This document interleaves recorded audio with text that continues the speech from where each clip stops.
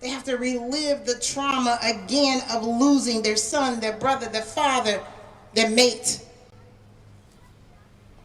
So this ain't been easy for us.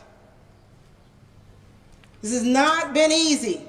It has been 20 years since a Cincinnati police officer shot and killed Timothy Thomas. It sparked days of unrest, but also real change. We're going to have special coverage during this newscast and throughout the evening as our community reflects on what's happened and the work still left to be done.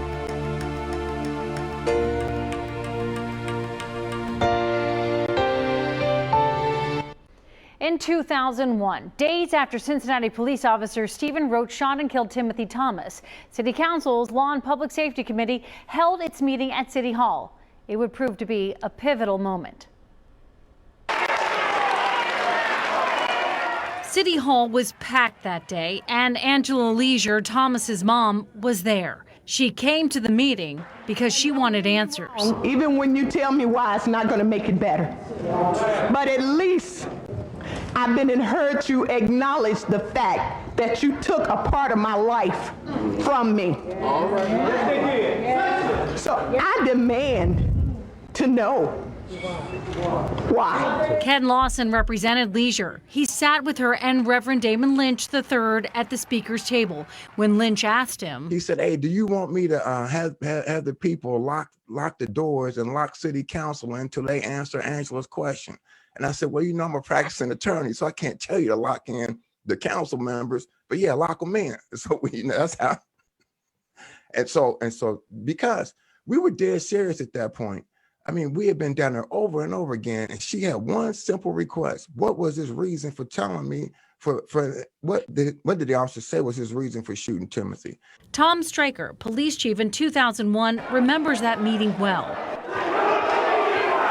Lawson, Leisure, the community, they had questions he just couldn't answer. The only fact that we want to know is when the man came around the corner, why did you shoot him? And that part's missing. That's what we're down here for. I'm sitting on live TV being asked about the criminal investigation. In the back of my head, I'm sitting here thinking, well, we got a criminal investigation against one of our officers. He's probably watching me on television. If I say the wrong thing, I compromise the investigation.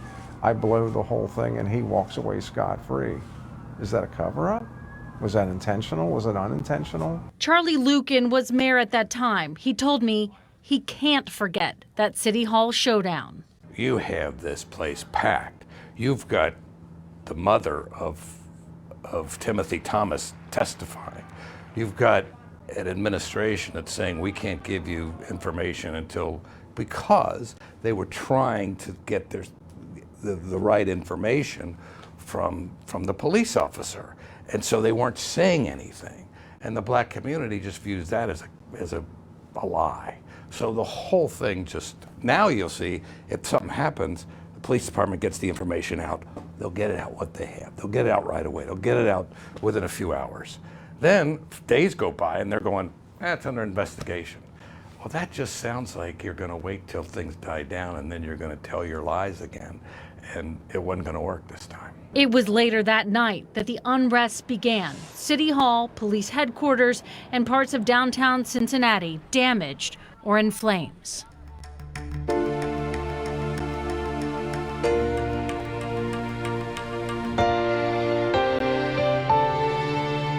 So it took the anger and the frustration that spilled onto the streets following Thomas's death to push business leaders and politicians to address the city's racial disparities.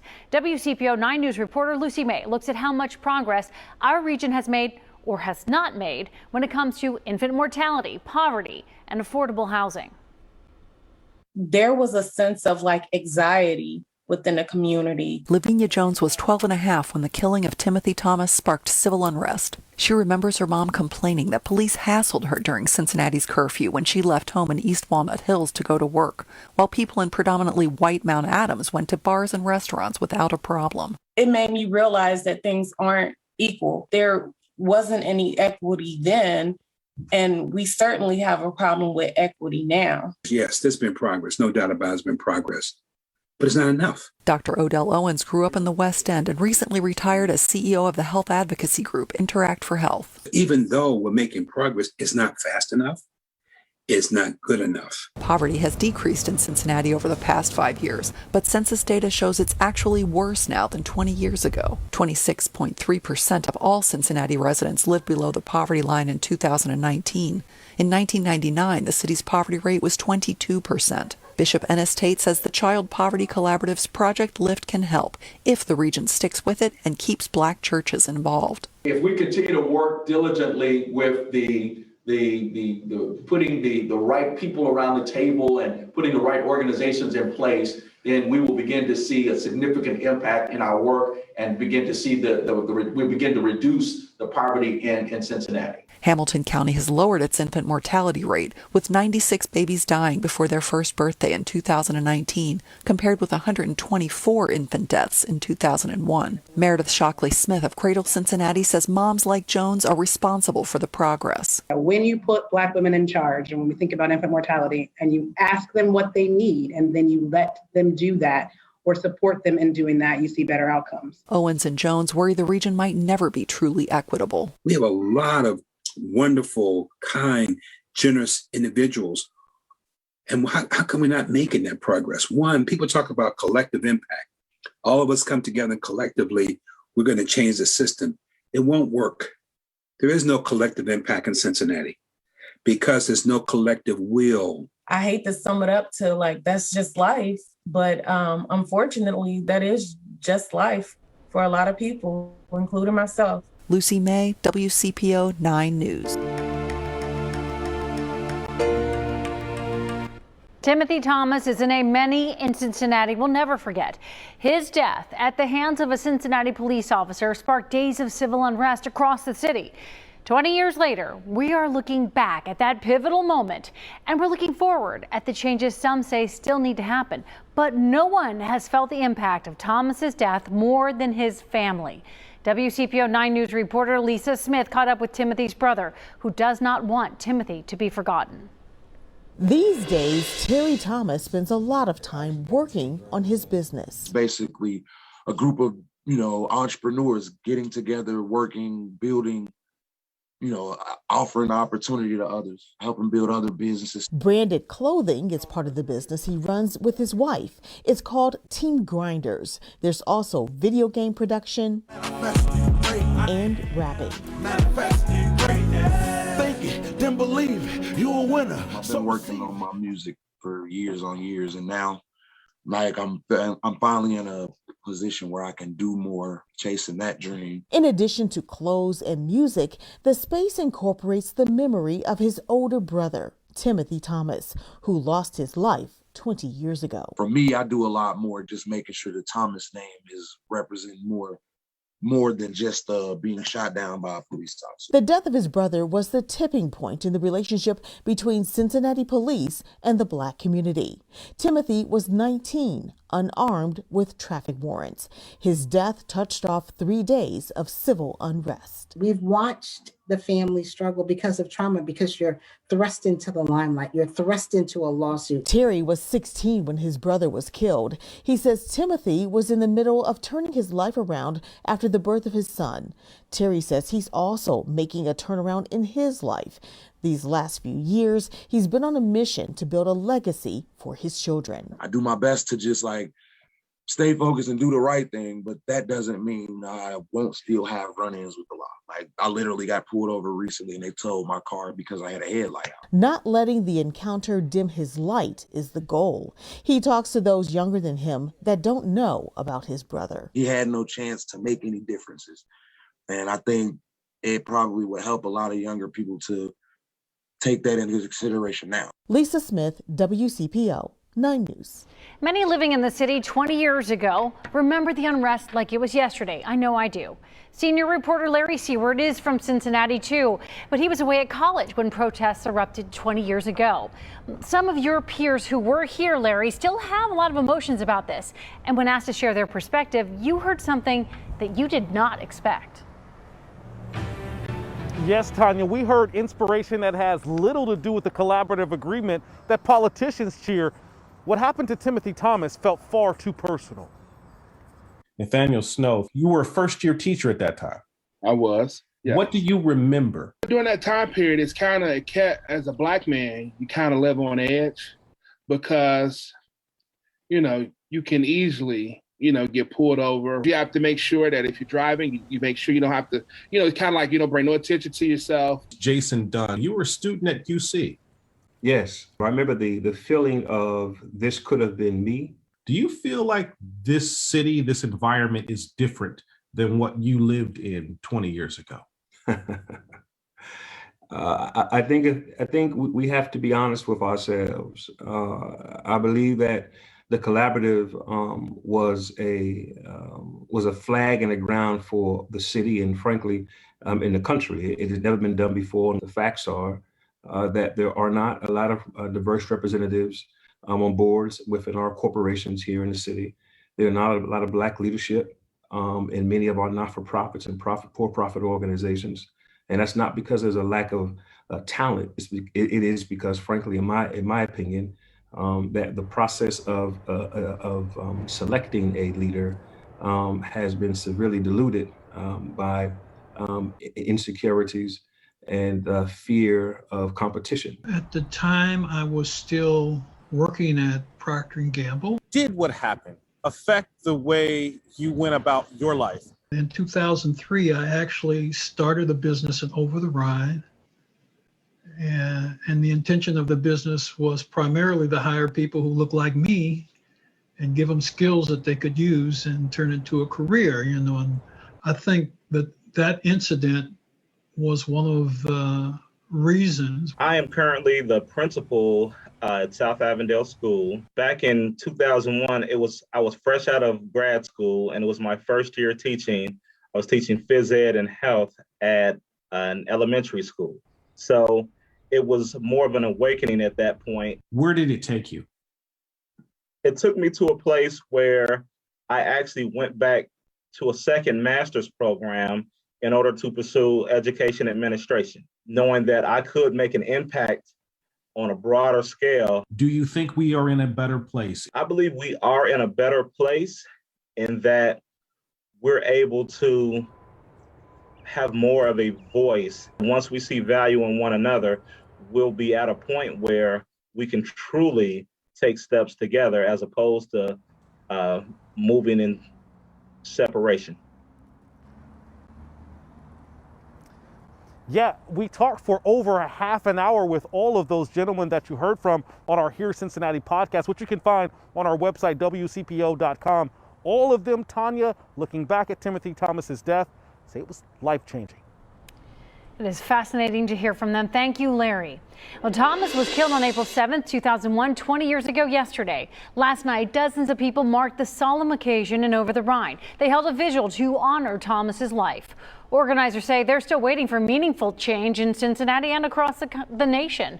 A painful process of hammering out a plan to make things better began after the unrest. It often pitted the Fraternal Order of Police against the Black United Front. Keith Fangman versus Reverend Damon Lynch III. The two men see similarities between the anger of 2001 here and nationwide frustrations now, but they offer this note when it comes to common ground and change. Just wish that the American citizens, not only here in Cincinnati but across the country, would realize that you have extreme voices on the left, you have extreme voices on the right, and they want nothing more than to continue this anger and animosity between the Black community and policing. 20 years ago, we were considered the extreme voices.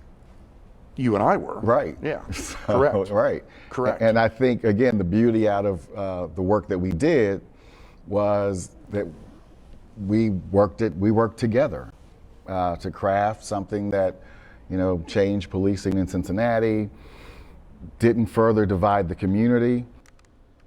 The city's collaborative agreement brought their two groups together with several other representatives. They say about 3,500 Cincinnatians offered feedback on the changes they wanted to see to policing. I'll be back with more in just a few minutes, including my interview with former Police Chief Tom Stryker. He tells me why he was shocked that Officer Roach was found not guilty.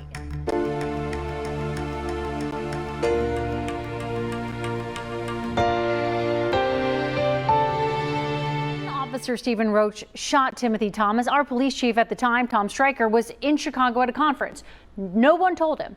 When he returned on a Sunday, he came home to a city on the brink of civil unrest, and he had an officer in his ranks whose story he didn't believe. I recently sat down with Tom Stryker, who for the first time recounted how they were able to determine Officer Stephen Roach did not act in self-defense as he originally claimed. Seconds after the shooting, Roach was muttering over and over to officers that the gun just went off.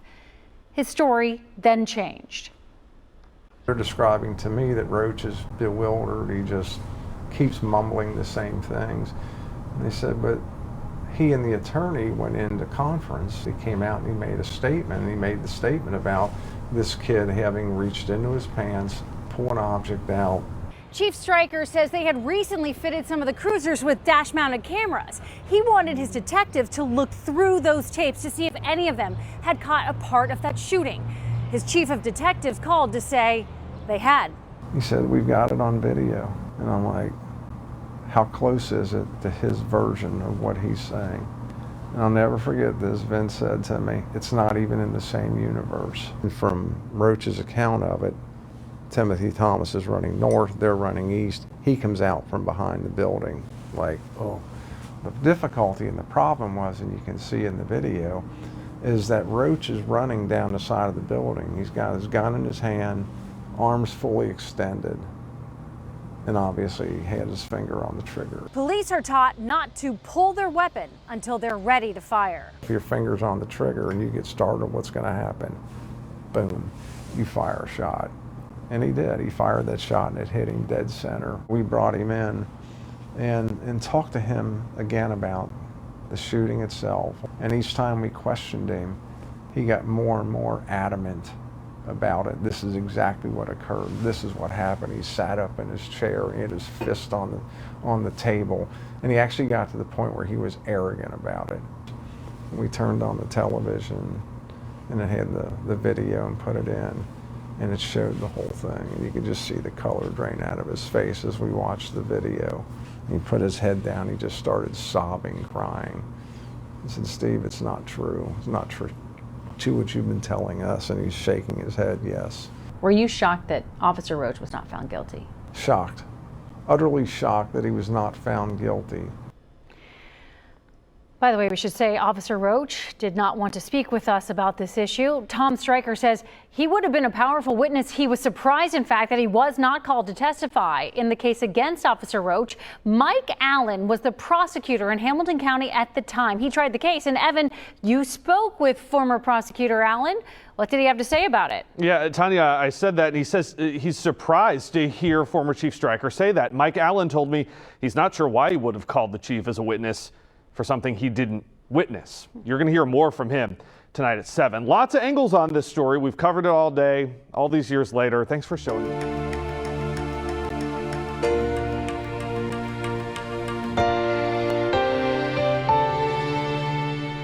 20 years ago, 19-year-old Timothy Thomas was shot and killed by Cincinnati police officer Stephen Roach in an alley in Over the Rhine.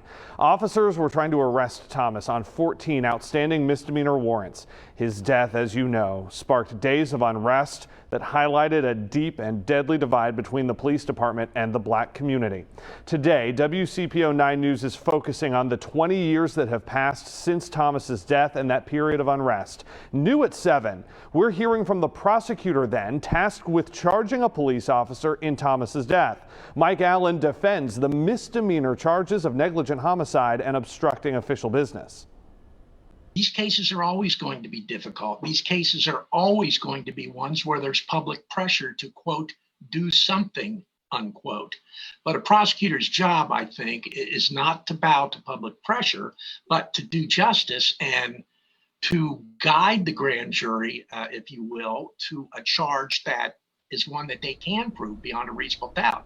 And a grand jury indicted on those charges. Allen says he agreed with that, but Judge Ralph Winkler acquitted Officer Stephen Roach, something Allen says surprised him. Something else surprised him too. That was the success of the changes made after the unrest. Look at it, there was some good that came out of this. The collaborative agreement, which at the time, to be honest with you, I wasn't all that much in favor of. But in hindsight, it was a good thing. And I think if you look back at it, police community relations in this town were immensely better in this town than they were before that. So my point. So what changed his skepticism about the collaborative agreement, the former prosecutor tells me, it was that everyone came to the table with a genuine desire to make change and find common ground doing so.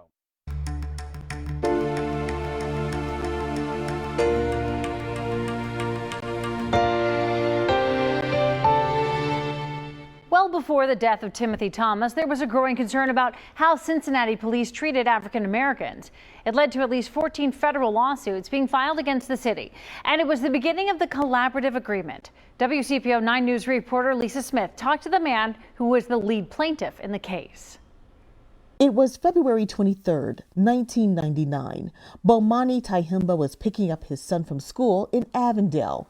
He noticed flashing police lights behind him. So I get out of my car, out of my van, and I'm walking towards him, and they are running towards me with their guns drawn, talking about, get back into the car, get back into the car. Tahimba says he heard a voice inside him say, stay calm. He's pointing this gun at me. He's actually pointing it at my forehead. What I remember distinctly is just seeing this black hole of the barrel. Tahimba says he was dragged, handcuffed, and placed in the back of a police cruiser. The reason? He was accused of straddling lanes and not using a turn signal. They would have what is called a pretext stop. As a former Cincinnati officer, State Senator Cecil Thomas explains CPD made traffic stops that mimicked DEA profiles. People were being detained simply because where you straddled a lane, this is why we stopped you. Now we suspect you may have drugs in this car. And as a result of that, people started to complain. Because most stops were of innocent African Americans like Tahimba. He remained handcuffed even after police knew he wasn't a criminal. Eventually, I did file a lawsuit because my civil rights were violated. And the thing was, when they knew who I said I was, they were supposed to immediately let me go. In fact, his case was one of several filed in federal court on behalf of African Americans complaining of racial profiling by Cincinnati police. Back in 2000, I had about 14 cases that were filed about racial profiling by the Cincinnati police. Federal Judge Susan DeLotte had the cases combined to form a class action lawsuit. I was the lead plaintiff in the of the lawsuit, but there were several others in there as well. It was the beginning of working out the collaborative agreement, but there wasn't any agreement until after Timothy Thomas lost his life. Lisa Smith, WCPO 9 News. At the heart of the lawsuits, the collaborative agreement, all of it, then and now, the Cincinnati Police Department. I talked with the two men responsible for leading the men and women sworn to protect and serve, and I asked them what they have learned from all of this. CPD has become really the leader in policing across the nation. You know, I think we are definitely one of the leaders. You know, we've had those growing pains that many cities went through much later than we did. Cincinnati Police Chief Elliot Isaac and I walked the streets of Cincinnati in 2021, 20 years after the civil unrest that rocked these same streets. Seeing several hundred people angry coming down a street is something that you never forget. Were you scared? You know, yeah, absolutely. In 2001, Elliot Isaac wasn't chief of police, he was in internal affairs and keenly aware of the shootings that had caused distrust among segments of Cincinnati. Do you think the collaborative was gigantic in helping this city heal? I think it absolutely was tremendous, and I think that locally, people don't often realize how huge it really was. And yes, it was painful at the time. I mean, there was struggle, but nothing good, you know, happens unless there is struggle. Tom Stryker was chief during the unrest. He helped institute the collaborative agreement. He tells me one of the biggest failures during the Timothy Thomas investigation was lack of transparency. Because of the errors of not addressing this from the very beginning, the night that it occurred, not talking to the media, not talking to the community, not being forthright and open. We were in a position where it really didn't matter at that point we were suspected of covering up something. Chief Isaac points to officer training, community-oriented policing, and transparency, whether in body cameras and cameras on cruisers or speaking to the media after some altercation. As quick as we can be accurate in the information that we have, we try to provide that information as quickly as possible. And how does that affect those who feel perhaps victimized by the police? You know, I think it builds that relationship. It builds trust. One of the things that I've learned is that the community can understand if we make a mistake. They can even understand if an officer does something wrong. What they cannot understand and what they won't tolerate is when they feel that they're not being told the truth. Both chiefs believe the collaborative agreement was key to helping Cincinnati heal. And even though the department has changed dramatically, believe it should never stop evolving. Policing has a long history to overcome, not just in Cincinnati, but as a whole. And I think that is something that we have to continue to work towards. Much has been said about the collaborative agreement and how it impacted police and community relations. Well, you've probably heard it said many times before that the collaborative is the model for much of the nation. That may be true, but it was an arduous process to create it. People of radically different views forced to sit with one another and hear each other and compromise. Recently, former Mayor Charlie Luken talked to me about the painful yet rewarding process. I have never experienced in my life a coming together more forceful than what happened in those few years after the riots from all. And if you look at the collaborative, and I know you got tape of it, and you look at who's in that room, you have the FOP chief, you have the head of the Black United Front, you have the Attorney General of the United States of America, and you have this crowd of people who normally probably wouldn't be seen with one another, all came together to sign this thing. And today, they still talk about the collaborative like it was the Bible. We do hope our coverage online, on air, and on all streaming platforms will start a conversation about what led to the arrest, what's happened since, and what work remains to be done. Our special coverage of Timothy Thomas 20 years later continues right after the break. Over the Rhine went from the highest crime neighborhood in America to now they write stories about it in national publications about what a great urban environment it is. And that does my heart good. Former Mayor Charlie Luken could not have predicted a $1.6 billion response when he called on local corporate leaders to help him rebuild Cincinnati's urban core after the civil unrest of 2001. But that's what came with the formation of 3CDC. The Cincinnati Center City Development Corporation is a nonprofit which built more than 2,000 housing units and 17 acres of civic space since 2004. But the work is not complete. WCPO 9 I-Team reporter Dan Monk took a walking tour with OTR, that is, with 3CDC's president and CEO Steve Leeper to show us what has been done so far and what lies ahead.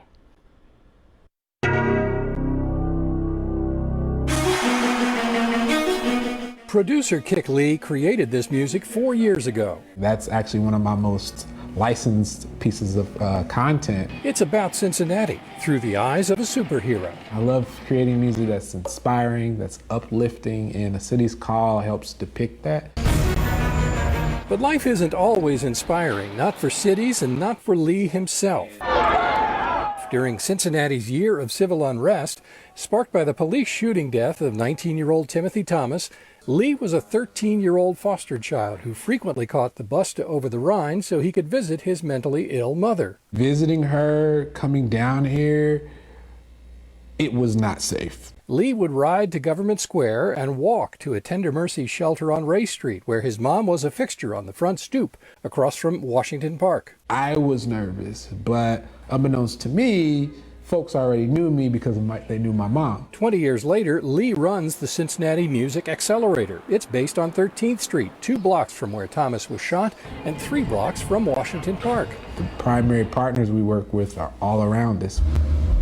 One of those partners is the Cincinnati Center City Development Corp, or 3CDC. It's transforming OTR under the leadership of Steve Leeper. 20% of our street level retail is owned by African-American owned businesses. On a walking tour of 13th Street, Leeper pointed to various 3CDC changes while emphasizing the diversity that remains. The idea was to not make this all homogeneous neighborhood. And I think if you look around here, it's anything but.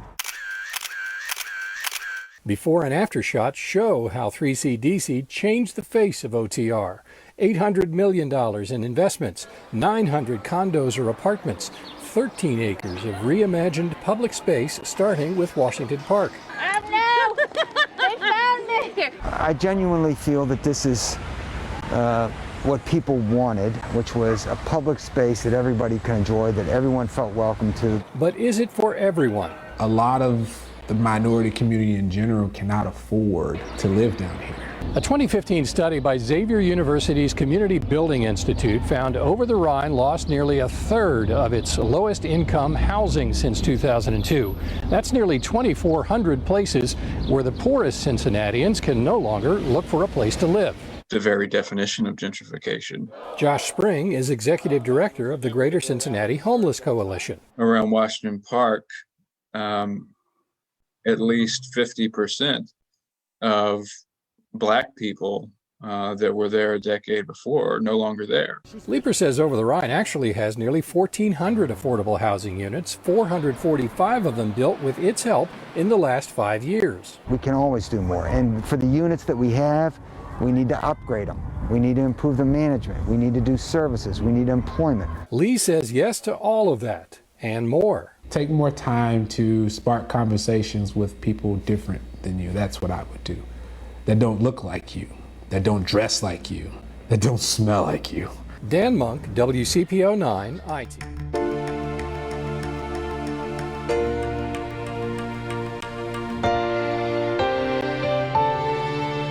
Street is steps away from the site of Timothy Thomas's fatal shooting. It's also a central location that tells a tale of two Cincinnatis. Thomas's death triggered gentrification on Vine Street south of Liberty as an attempt towards social reform. But North Vine Street, it's still burdened with blighted buildings and criminal activity, elements that have distressed Over the Rhine long before Thomas's death. Our Monique John spoke with experts and stakeholders about why this northern part of Vine Street has not yet been gentrified, like much of OTR, and what locals should expect for the area in the future. Friends of the victim spray painted a goodbye message of rest in peace on the wall.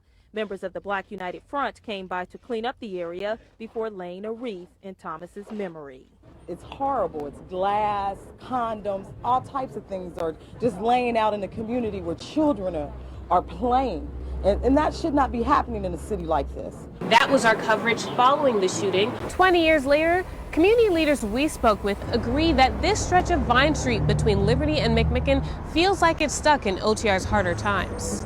Kind of reminds you what we used to have down here. We need to do some work there. A number of its buildings remain vacant and boarded up in disrepair, and a lot of the behaviors in this area have continued for years, with kind of the hanging out and the loitering and some of the criminal behaviors. But experts tell us it's only a matter of time before this part of Vine Street is redeveloped, just like other parts of OTR.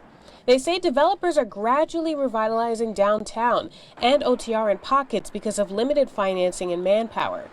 These pockets of development attract crowds who will shop, live, and work in the area, then give developers leverage and momentum to expand into untapped parts of the neighborhood like Northern Vine. There's been a ton of tremendous development around the Findlay Market area as well, and you're seeing that start to creep over east to Vine Street as well. So it's getting there. One of the most significant barriers is cost. I mean, the cost to build and renovate these historic buildings is pretty significant. And so for groups like us trying to develop, we have to get multiple layers of funding to pull something like that off. The head of the model group explains why gentrification in OTR was stunted in the first place. He points out crime and the vast number of vacant, dilapidated buildings dominating the large neighborhood overwhelmed developers. There were huge challenges geographically and a huge number of properties to address, and you can't do them all at once. And I think a lot of the efforts that failed in the past were disconnected, and so when you have a project that's scattered throughout and then surrounded by other blight, it doesn't have the same impact that you see with things that start at 12th and Vine, where you have one project that's adjacent to another project, and now 1 + 1 can equal more than 2. Experts project that the urban core's rapid development in recent decades likely won't slow down as it moves into the northern portion of OTR. Last month, local stakeholders began meeting with 3CDC as a steering committee to forge plans to revitalize Finley Playground, along with a number of other amenities nearby Vine Street. 3CDC is also working with the Model Group on Wilkeman, a project reconstructing historic properties around Vine and Liberty Streets to widen access to affordable housing, a key concern for local residents. It's good for the city that we have mixed income, diverse housing in our community so that African Americans can be a part of this revitalization. However, longtime residents fear being alienated from the area's redevelopment and displaced from their homes. Maurice Wagner says investing in affordable housing will be key to protecting vulnerable residents like those living on or near Northern Vine from the changes to come. I hope that the people vote to include the $50 million into the affordable housing fund when it's time to vote. A neighborhood on the verge of yet another transformative stage of gentrification. In Over the Rhine, I'm Monique John, WCPO 9 News.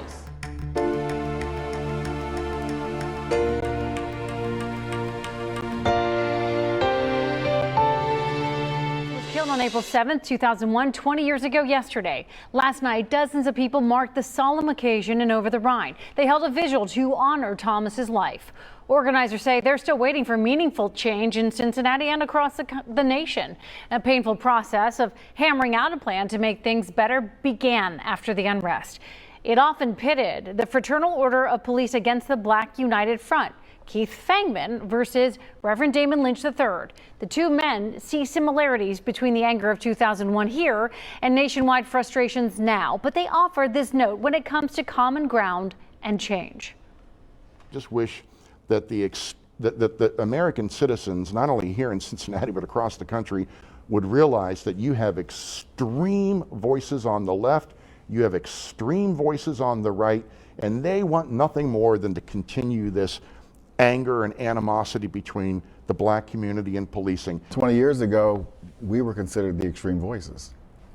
You and I were. Right. Yeah, So, correct. Right. Correct. And I think, again, the beauty out of the work that we did was that we worked together to craft something that, changed policing in Cincinnati, didn't further divide the community.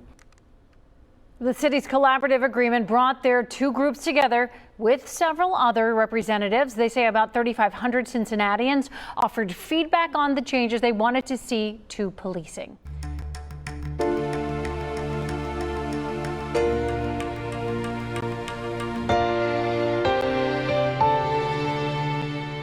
It's an interview full of surprising revelations that you will only see here on WCPO 9 News. Anchor Julie O'Neill reached out to perhaps the two most divisive men amid the unrest 20 years ago. She asked if they'd sit down together for the first time to talk about those days. It's a terrible time for the city. We have to remain optimistic. We will not turn our backs on the young men and women. It's a terrible time for the community and the police department.